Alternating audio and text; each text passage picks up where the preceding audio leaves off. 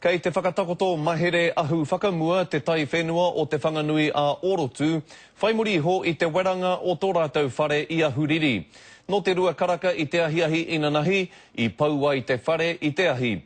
Ko te mahi i tēnei rā, he whakatika-tika, he whakapaipai i tā taua aitiwā i whakarere mai ai.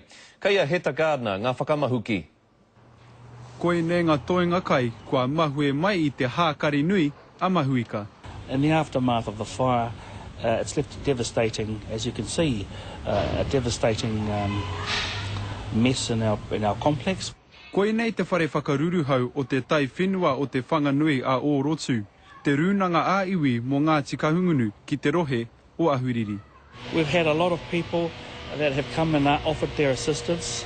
We have our neighbours who are the Oasis Church. They've actually helped us. They've taken us back there after our karakia to have a cup of tea because we didn't have the facilities. I te hauwha mai te rua karaka i te ahiahi inanahi, ka wera hia te whare e ngā matimati o mahuika. E whā ngā wakapatu ahi i tae mai ki te tinei i te ahi. I pā hoki te aitua nei ki te kōhanga reo o te whakakotahitanga, kai te taha o te tai whenua e tūana.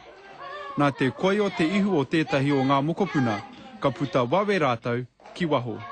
The biggest thing for the tamariki was the amount of people that came to see what was happening and which building was on fire.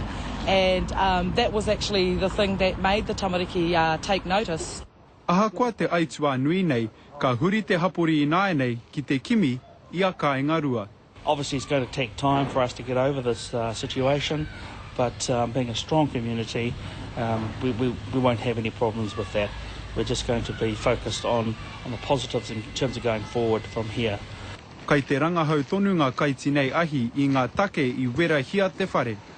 Ka tū he hui a iwi a pōpō. Heta Gardner, Te Karere.